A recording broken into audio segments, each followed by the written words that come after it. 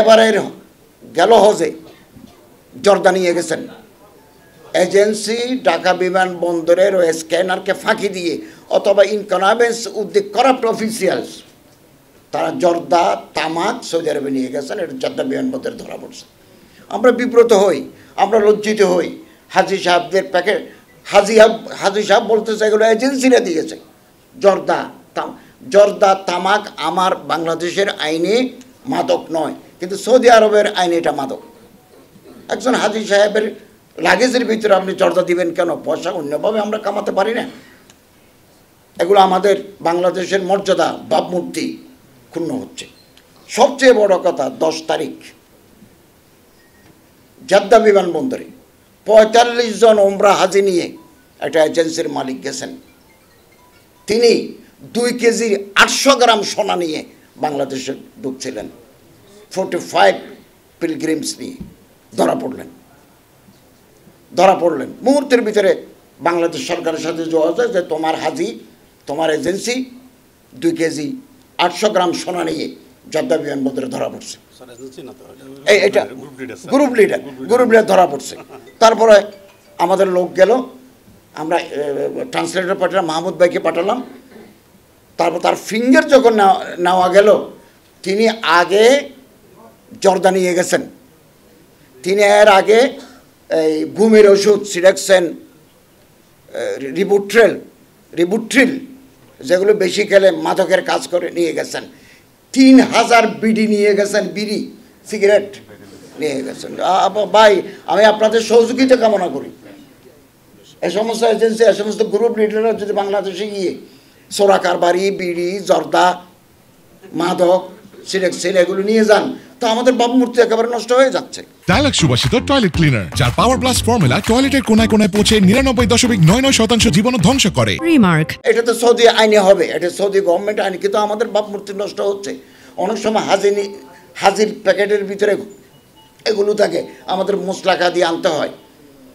আর এগুলো আপনারা সহযোগিতা করবেন। এবং গেলবার এমন হাজি গেছে যে হাজির পা নাই, তো কেন তাকে আপনি অ্যালাউ করলেন? জামাইরও পা নাই, বউরও পা নাই, তো ওমরা কীভাবে করবে? আরেকজনের পায়ের নিচে সিরোসিস, এই যে মারাত্মক তার চর্মরোগ, উঠতে পারে না, দাঁড়াতে পারে না, এজেন্সি এই লোকেরা ওরা ফেলে চলে গেছে। আমরা আবার লোক দিই, তাকে হজের আরকানা হাকাম ঠিক করেছি। একজন নিয়ে গেছে আব্দুল আজিজ, 82 বছর বয়স, মেন্টালি আপসেট, মানসিক রোগী। এই মানুষটা হারিয়ে গেছে, হজের আগে হারিয়ে গেছে, আমরা তাকে পাই নাই। কেন তাকে পাঠাচ্ছেন আপনারা? পয়সার জন্য? এই মানুষটাকে তো পাই নাই। আমরা তার কবরস্থান খোঁজ করেছি, হসপিটাল খোঁজ করেছি, ল এনফোর্সিং এজেন্সিকে সৌদি আরবে আমরা জানিয়েছি, খোঁজ দিতে পারে। এটা তো আমার জন্য দুঃখ। বাংলাদেশের এক হাজে হজ করতে গেল, আমরা তাকে ট্রেস আউট করতে পারলাম না, কোথায় হারিয়ে গেল। এর আগে 1 বছর একটা লাশ পাওয়া গেল পাহাড়ের উপরে, লাশ তো নাই, এসকেলেটন।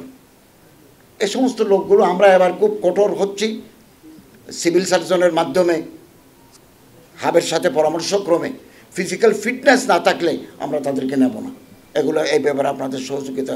আপনারা খুব, হ্যাঁ, একটা সমস্যা আছে, একটা বাচ্চা হয়েছে, সৌদি আরবে হজ করতে গেছে, বাচ্চা হয়েছে। এটা আপনি কি করবেন? পেটের ভিতরে কি আছে? আমি কি হাজিকে স্ক্যান করাবো? আগা করা থাকতে পারে, পেটের ভিতরে একটা বাচ্চা থাকতে পারে, এটা অ্যাক্সিডেন্টাল। আমরা নিরুৎসাহিত করব, এই জন্য প্রশিক্ষণের উপর জোর দেব। যাদের অ্যাডভান্স স্টেজ, তারা কেন হজে যাবেন? যাদের হার্টের 90% ব্লক, কার্ডিয়াক অ্যারেস্ট হতে পারে অ্যাট এনি মুভমেন্ট। আমরা কয়জনকে করাইছি? 15 জনকে অ্যাম্বুলেন্সে করে উকুফে আরাফা করে নিছে, তার অপারেশন হয়েছে মদিনায়। এগুলো আপনারা নেবেন না। যারা ফিজিক্যাল ফিট আছে তাদেরকে নেবেন, না হলে আমাদের বিব্রত হতে হয়।